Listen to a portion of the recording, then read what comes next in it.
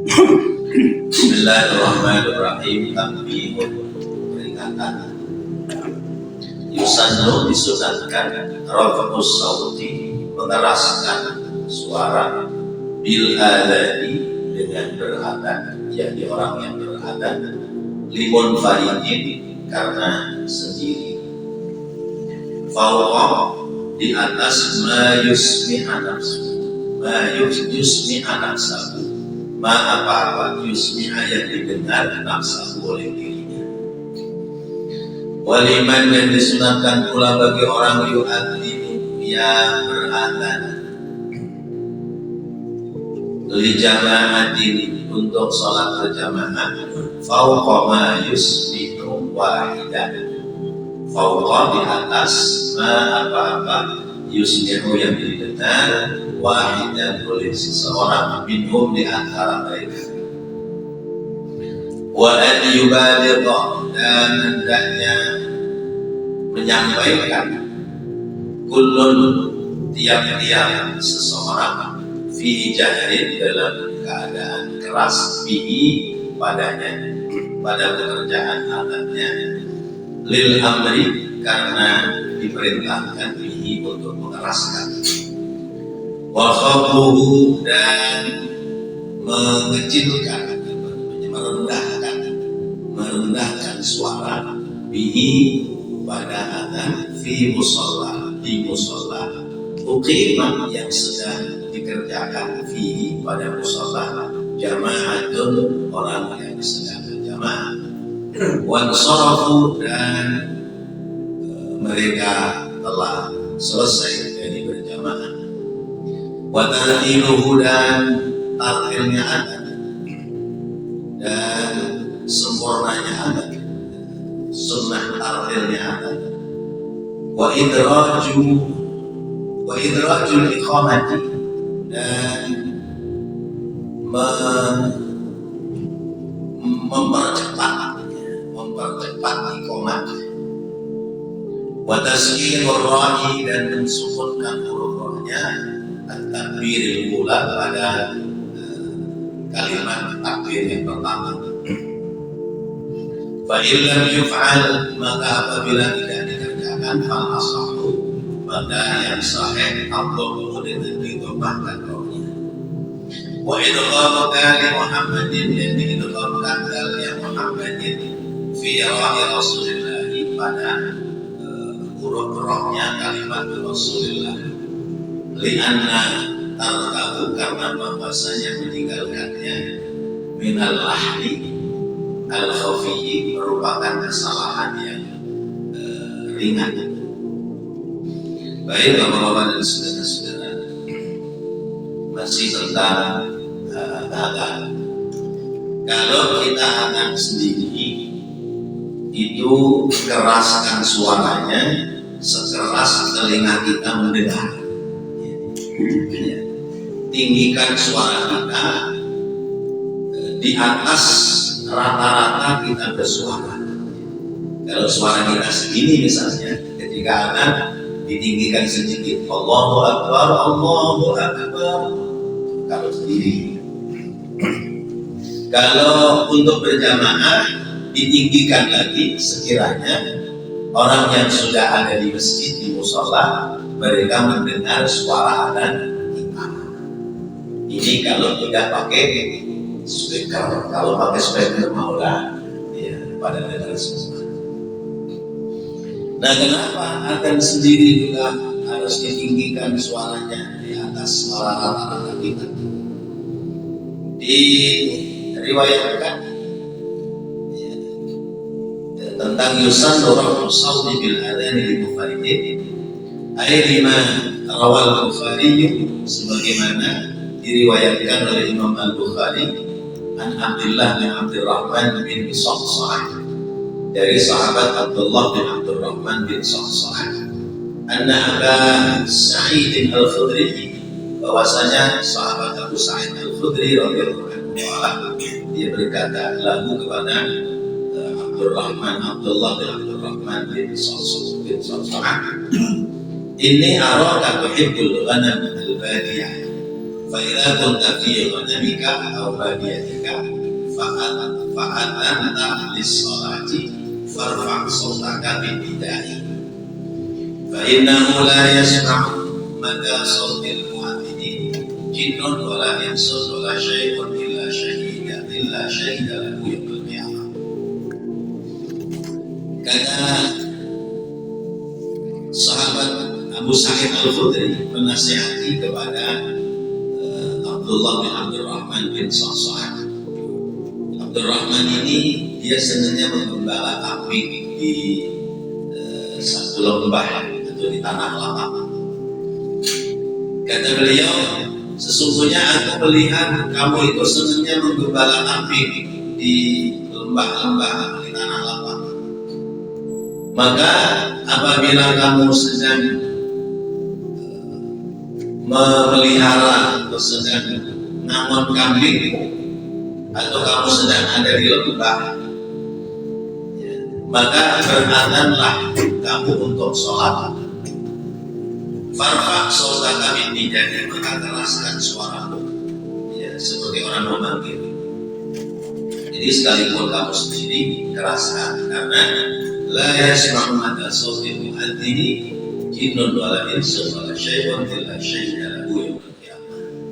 Tidak mendengar panjangnya suara orang muadzin, bangsa jin, bangsa manusia, dan juga makhluk-makhluk yang lain, baik itu makhluk benda kering maupun benda basah seperti bebatuan dan pepohonan, illa kecuali syahidah dia menyaksikan lahu padanya yaumil qiyamati, dari kiamat.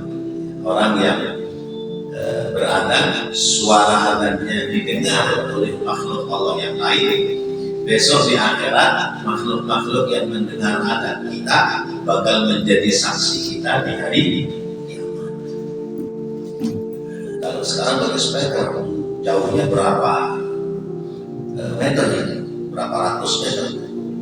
Di suara Mustalah al-Muslimin kalau pakai speaker kedengarannya sampai mana? Sampai Bogor sana juga masih kedengaran.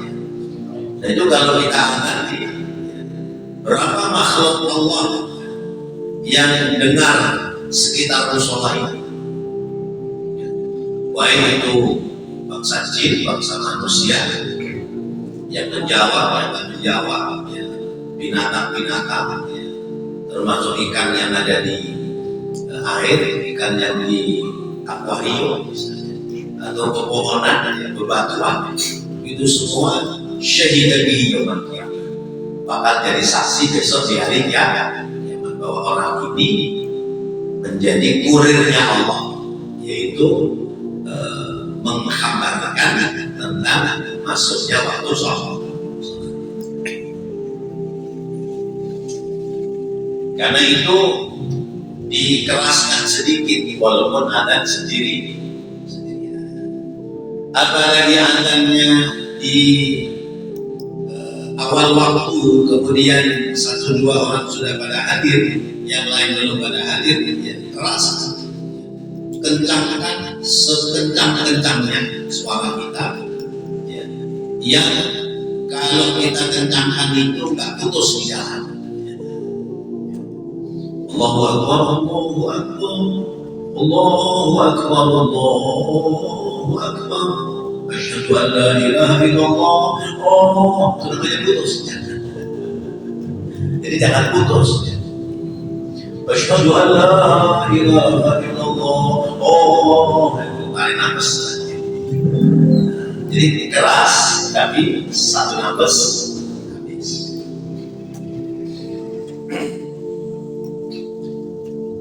Itu dikerjakan karena perintah. Kemudian kalau di situ sedang ada orang sholat, misalnya kita akan ketemu sholat muslimin, mau sholat kedua, ya, atau mau sholat sendiri, terus di situ ada orang selesai sholat, kemudian sholat sunnah ba'diyah misalnya, maka adanya pelan-pelan supaya tidak mengganggu kekhusyuan orang yang sedang sholat. Nah, kalau orang itu sedang sholat berjamaah atau sedang sholat sendiri, kita tahu bahwa dia sholat fardu, nggak usah ada, kita tinggal ngikut sholatnya. Jangan sok-sokan merasa kita lebih fasih dari orang yang sedang sholat. Ya, akhirnya kita jamaah sendiri aja. Kadang-kadang begitu. Nah, biasanya ini kita sedang bepergian, masuk waktu mampir di masjid mana sholat mana, kita mau sholat di situ sedang ada orang sholat. Kita ngikutin orang yang sedang sholat di situ, apa kita bikin sholat jamaah sendiri? Biasanya gimana? Biasanya pada bikin sholat jamaah sendiri. Akhirnya satu masjid, satu musola itu sini jamaah gitu ya. Padahal nggak boleh begitu. Kita datang yang ngikutin yang sudah ada orang sholat jamaah, sekalipun dia sudah rakaat akhir, apalagi dia sholatnya di awal. Kita masuk kaum muslimin sholat maghrib, ya, sudah rakaat yang terakhir, tapi ini rombongan jamaah yang banyak, ya, sudah rakaat akhir, ya. Kita ngikut aja, sekalipun kita bawa 3 orang. Jangan tungguin dah, takut, karena kita jamaah sendiri aja. Jamaah kita bertiga, kelompok kecil, jamaah yang duluan ada 20 atau 40 orang, kelompok besar. Maka keafdolannya ada pada kelompok yang besar, sekalipun kita ketemunya, menanginya, ngalaminya sudah pada rakaat yang terakhir. Begitu. Apalagi misalnya kita di tempat keramaian, ya, contoh soal misalnya di rest area. Di rest area, kalau kita sudah wudu mau sholat, sudah ada orang sholat, sudah kita ikut. Kalau kita nggak ada orang berjamaah, lalu ada orang bareng dengan kita tawarin Pak, ayo kita jamaah. Kalau dia nggak mau, berarti kita sudah ada pahala niat sholat. Pak, ayo kita jamaah. Aduh Pak, mohon maaf, saya mau jamaah kosong. Oh ya, sama kalau begitu, kita juga mau jamaah kosong. Kemarin ya, di rest area begitu. Ayo Pak, jamaah. Tidak Bapak aja wajib. Tamam Bapak jamaah. Saya karyawan sini Pak, tamam, oke, tamam. Duhurnya tamam. Kemudian karena saya mau berjamaah, asarnya tamam lagi. Jadi di duhur 4 rakaat, asar 4 rakaat. Jadi karena kita mengejar yang lebih utama adalah ibadah sholat.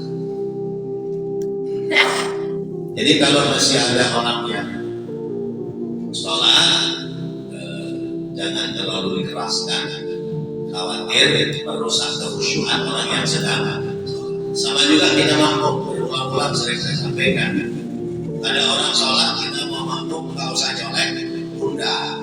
Kalau nyolek bunda, kekhusyuan orang itu menjadi rusak, kita dosa. Udah kita berdiri di belakang kita, mau dia niat imaman atau dia nggak berubah niat imaman, yang penting kita sudah niat makmuman.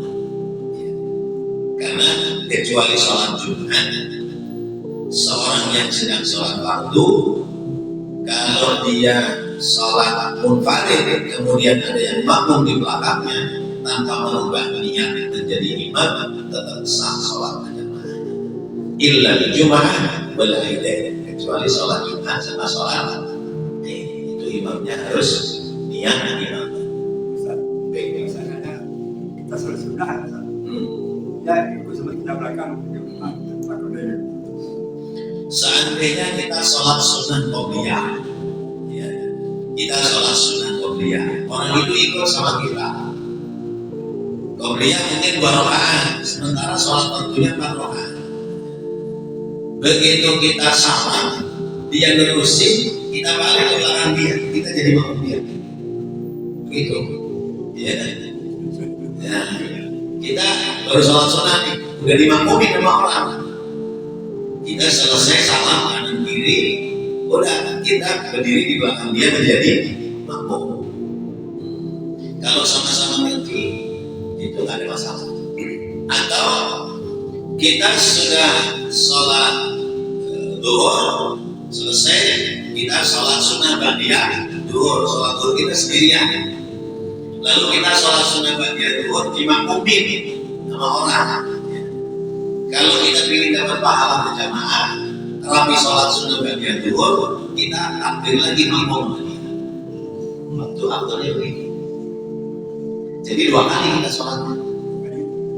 Sholat zuhurnya jadi 2 kali. Yang pertama sholat sendiri, yang kedua sholat berjamaah. Kita berhenti dulu, Pak. Berhenti dulu, Pak. Apa ya? Kita sholat sebenarnya. Kita berhenti dulu, Pak. Sholat sunnah. Ya, selesai sholat sunnah. Sampai salam, jangan dibedok, jangan diputus. Saya sholat sunnah baru serokaan, orang mau di belakang saya. Kalau usah kita putus sholat kita, terusin aja sampai sunnah kita selesai. Baru sudah selesai, kita balik mundur di belakang dia, kita jadi makmum. Jadi kita tetap dapat pahala sunnah. Tapi kalau kita putus, ya dia akan berhenti pula sholatnya. Otomatis. Saya sholat sunnah baru serokaan, orang ngikutin saya membatalkan sholat, tahu-tahu ya sambil berdiri kita bubarin sholat, belok ke belakang. Itu orang yang di belakang juga bubarin kita sholat. Jadi paham? Apa perlu dipraktekin? Kau udah pernah saya begini bisa begini. Nggak usah begini-begini. Iya. Malah gini-gini nggak usah. Ya, udah begini-begini, orang ikutin gua sholat sunnah tahu. Itu udah. Ya, itu namanya ibadah ilahi. Ya udah biarin aja dia ngikutin sampai selesai kita sholat sunnah. Rapi sholat sunnah kita mundur ke belakang dia, kita jadi makmum. Lihat lagi, Pak. Lihat lagi kalau begitu ya. Lah iya kan kita yang pertama kan sholat sunnah. Kemudian kita mundur, sholat ngikutin dia, kita berarti jadi makmum sholat fardu. Kan begini. Kecuali kita sholat fardu, sholat zuhur, udah 2 rakaat. Rakaat ketiga ada orang ngikutin kita. Kemudian kita salam, sesudah kita salam, dia terusin lagi 2 rakaat berikutnya. Kita nggak usah mundur, karena kita sudah berjamaah. Ini kan kenapa kita mundur? Karena kita dimakmumin oleh orang sholat fardu, sementara kita baru sholat sunnah. Atau kita sudah sholat fardu tapi munfarid sendiri, kita ingin dapat pahala 27, maka saya bela-belain sekalipun sudah sholat sunnah ba'diyah, saya mundur di belakang dia, saya makmum dia. Dan gimana? Ada lagi? Ya. Kalau kita perjalanan jauh kan itu kalau kita tidak 9 kilometer sholatnya jamaah. Ya. Karena ini kita pakai kendaraan pribadi, lebih bagus di jamaah atau lebih bagus seperti biasa ya?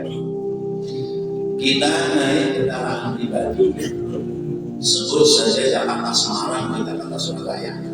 Ya. Ketika kita masuk waktu sholat, selama kita dalam perjalanan kita boleh menjamak dan mengqashar sholat. Lalu karena pakai kendaraan pribadi, boleh nggak kita sholatnya adaan lama? Ya. Masuk waktu zuhur belok sholat sempurna, jalan lagi. Masuk waktu asar sholat asar sempurna, jalan lagi. Boleh apa enggak? Boleh. Tapi berarti kita tidak mengambil rukhsah yang diberikan oleh Allah. Allah sudah memberikan rukhsah, Allah sudah memberikan jalan kemudahan. Maka jalan kemudahan itu ya kita pakai. Karena orang dalam perjalanan itu namanya masyaqqah. Masyaqqah. dalam beban, dalam kesulitan. Maka kita sudah diperbolehkan untuk menjamak dan berkosor. Adapun kita ingin tetap aman karena longgarnya waktu, boleh-boleh saja. Itu boleh, artinya tetap sah ya, dan sempurna. Tapi seandainya kita menjamak dan berkosor, maka berarti kita mengambil kemudahan yang sudah diberikan oleh Allah. Allah yuridullahu bikumul yusra wa la yuridu bikumul usra. Allah menghendaki yang ringan, yang mudah, dan Allah tidak menghendaki yang sulit, yang susah. Demikian. Baik. Ya. Ya. Masalah ajan tadi. Kenapa nggak pakai asyhadu anna sayyidana Muhammad Rasulullah, pakai sayyidana, gitu kan? Karena kita sholat pakai sayyidina, gitu kan? Yang kedua, ajan kan disuruh sama Rasul, Nabi Muhammad. Sedangkan Nabi Muhammad katanya aja, gak pernah aja. Nah, gimana itu? Baik. Iya. Kenapa adzan tidak pakai wa asyhadu anna sayyidana Muhammadar Rasulullah, nggak pakai sayyidina? Pertama, bahwa kalimat adzan dalam pelajaran yang kita bahas beberapa waktu yang lalu, kalimat adzan diperoleh lewat mimpinya para sahabat. Bukan 1-2 orang yang bermimpi, bahkan belasan sahabat dalam satu malam mimpi yang sama, kalimatnya sama. Karena itulah yang dibakukan menjadi kalimat adzan. Jadi tidak ada tambahan sayyidina atau sayyidana. Luar dari itu bersolawat silahkan saja ditambahkan sayyidina, atau misalnya pada tahiyat itu juga sebagian ada yang menambahkan sayyidina Allahumma shalli ala sayyidina Muhammad wa ala ali sayyidina Muhammad kama shallaita ala sayyidina Ibrahim dan sebagainya. Yang kedua, Nabi perintah adzan, padahal Nabi tidak pernah. Perintah Nabi mula-mula dalam sholat, justru Nabi minta pendapat dari para sahabat. Jalan yang terbaik untuk panggilan sholat bagi kita umat Islam itu apa? Karena Nabi belum dapat perintah dari Allah, belum ada contoh pelajaran dari malaikat Jibril. Kalau sholatnya diajari oleh malaikat Jibril, tapi adzannya tidak. Karena itu kemudian diserahkan kepada sahabat. Bagaimana ini caranya? Ada yang bilang, udah kalau begitu pakai lonceng aja. Kalau masuk waktu pakai lonceng, koreng. Kata sahabat yang lain, kalau begitu sama juga dong dengan Yahudi. Gitu. Terus berapa?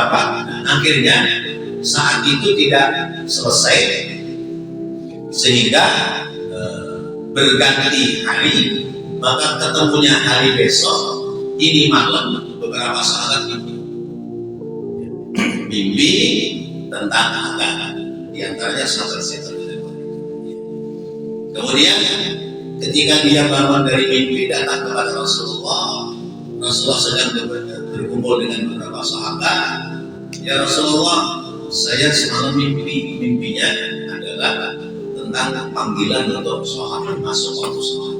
Seperti apa? Begini. Dia ucapkan begitu. Sahabat yang lain nyaut, loh kok sama mimpinya dengan saya? Bahkan sampai Sayyidina Umar saking tergopoh-gopoh, gapisnya belum dipakai, ingin dengar juga tentang impiannya kalimat adzan, karena beliau juga mimpi yang sama. Maka kemudian Rasulullah memutuskan, ya sudah, berarti itu yang menjadi cara memanggil orang untuk melaksanakan ibadah sholat. Bahasanya kita sudah bahas di beberapa waktu yang lalu. Jadi Rasulullah memerintahkan sesudah mendapati beberapa pendapat sahabat yang bermimpi dan mimpinya sama. Lalu itulah yang kemudian diputuskan menjadi panggilan sholat.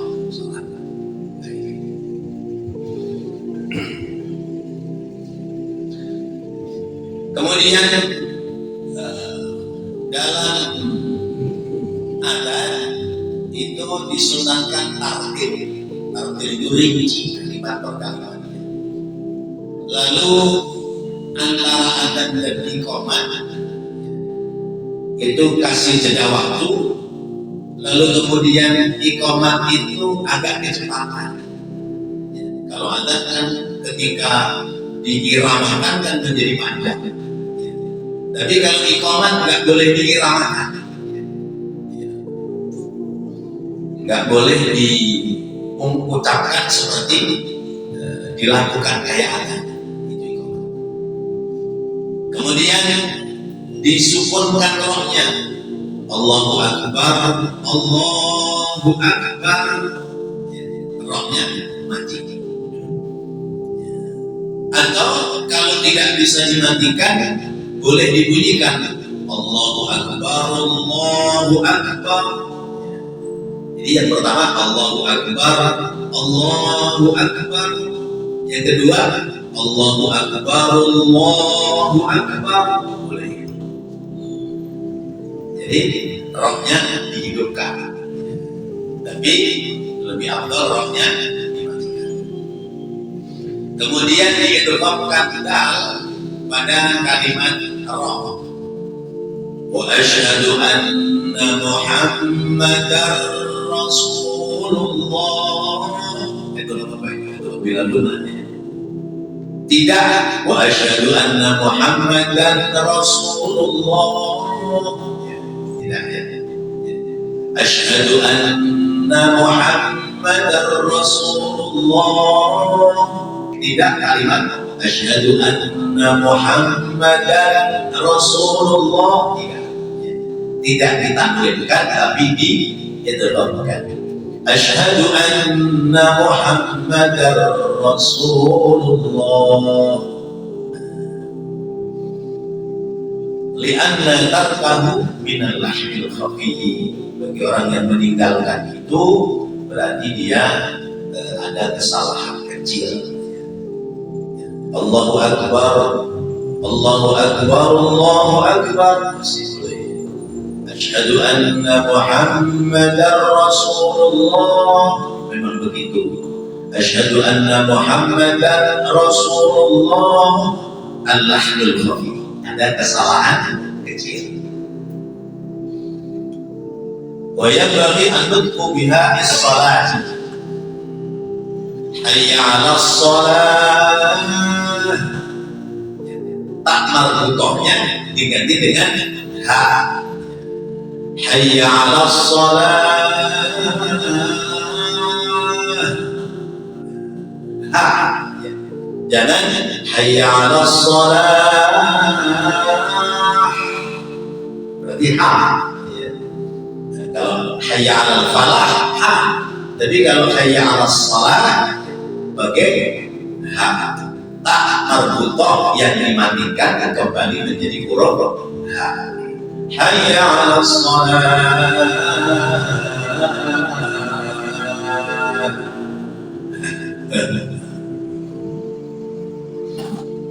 Wa yukrahani min muhdisin wa safiyyin wa fasikin.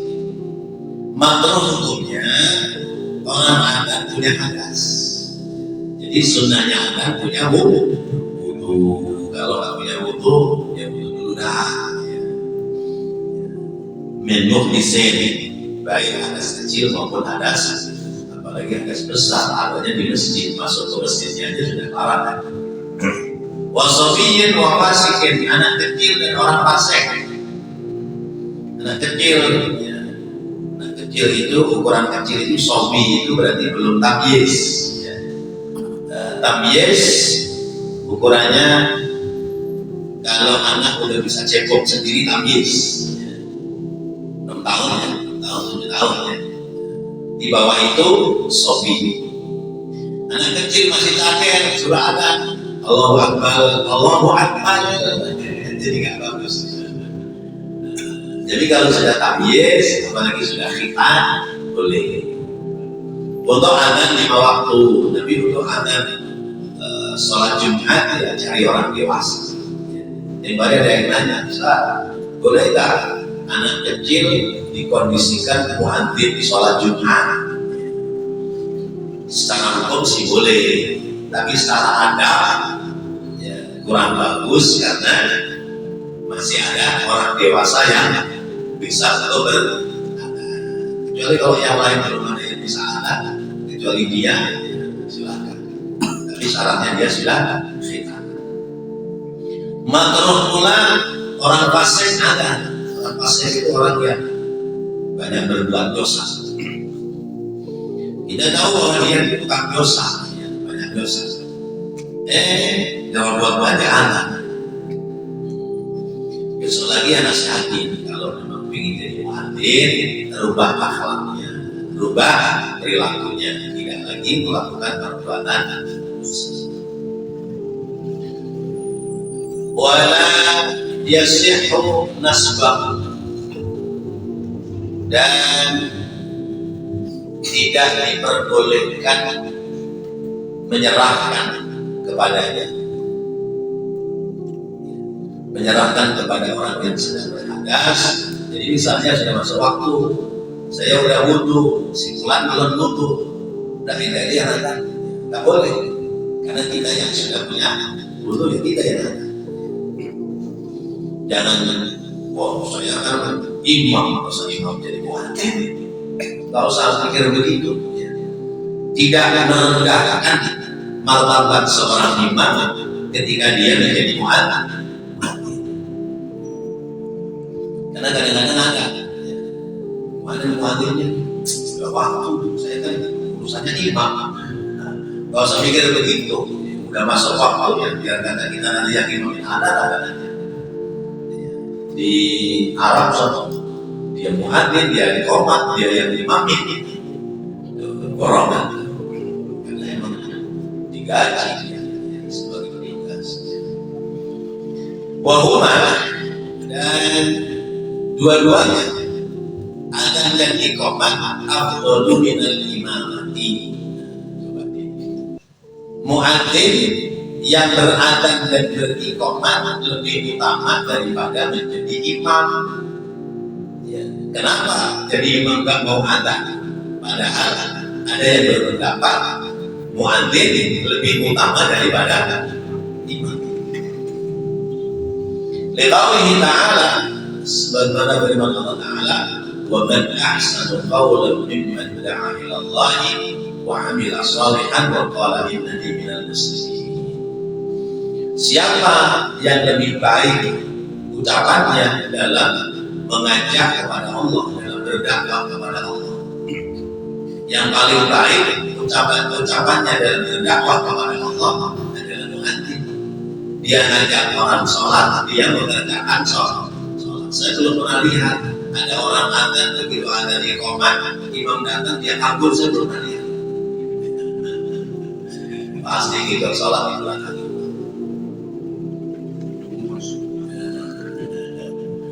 Mulai selesai.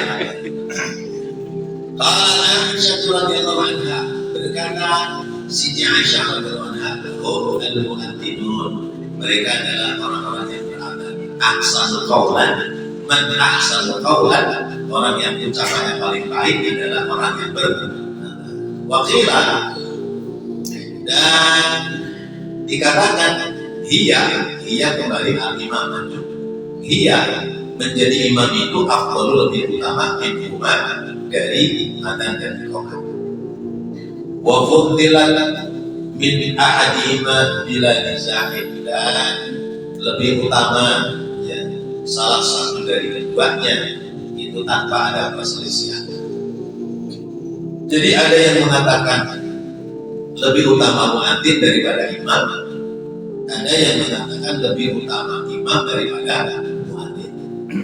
Muadzin tugasnya manggil orang untuk sholat. Imam tugasnya menyempurnakan orang di dalam sholat. Muadzin ngundang, yang diundang datang, berarti yang ngundang dapat pahala. Dapat. Hayya 'alas shalah, hayya 'alal falah. Mari kita sholat, mari kita menuju keberuntungan, kebahagiaan pada datang. Setiap orang yang datang, maka muadzin dapat pahala.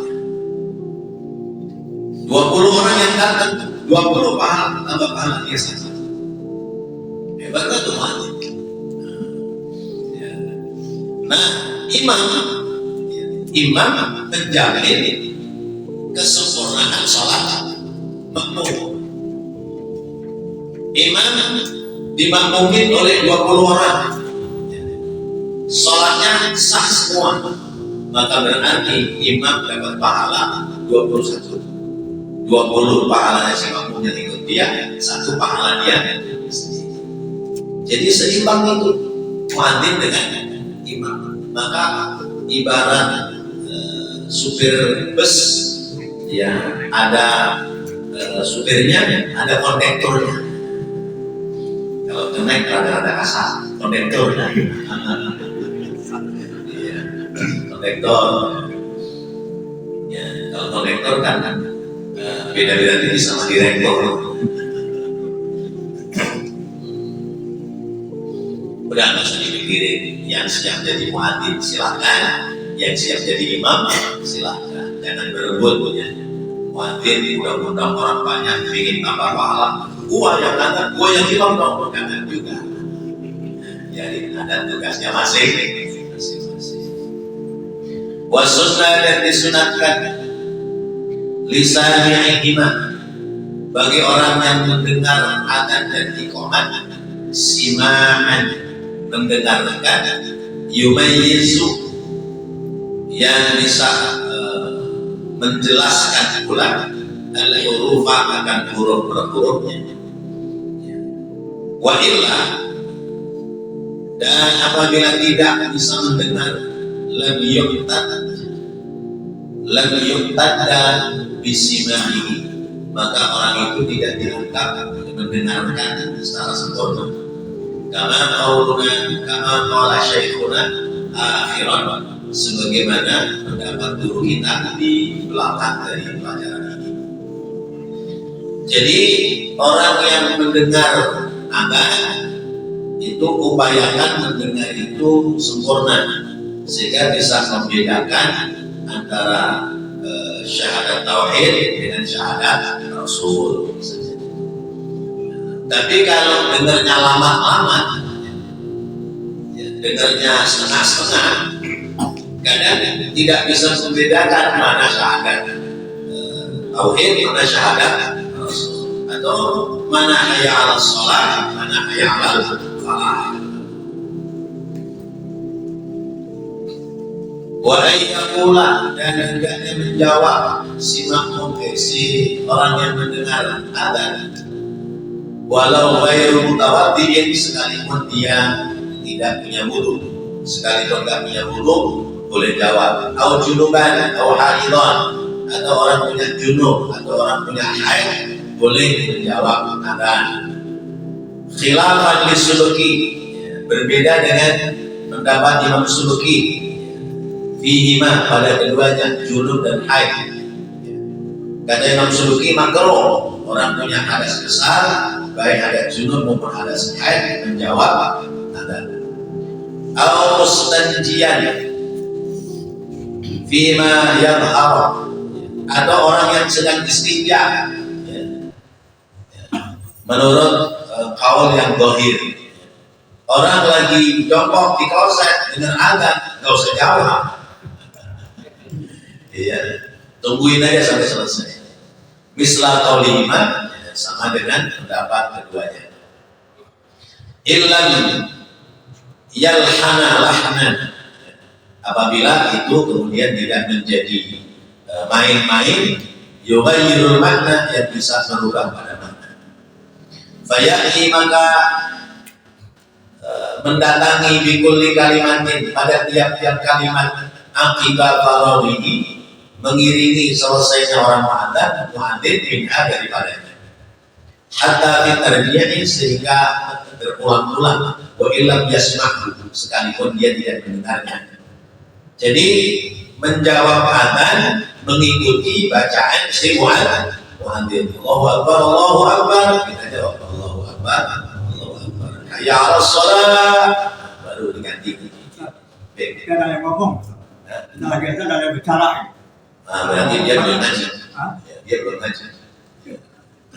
Kalau sudah ngaji mungkin dia lagi lupa. Ada orang adzan kita dengerin, kemudian kita jawab adzan satu persatu. Kalau ada yang ngomong, mungkin dia belum ngaji atau mungkin dia lagi lupa. Atau mungkin karena pentingnya yang diomongin. Jadi walau sami'a wallahu a'lam bissawab. Mudah-mudahan apa yang kita bahas kita pelajari menjadi ilmu yang bermanfaat. Amin ya Allah ya rabbal alamin. ربنا تقبل منا انك انت السميع العليم وتب علينا انك انت التواب الرحيم رب اغفر وارحم وانت خير الراحمين وصلى الله على سيدنا محمد وعلى اله وصحبه وسلم والحمد لله رب العالمين والسلام عليكم ورحمه الله وبركاته.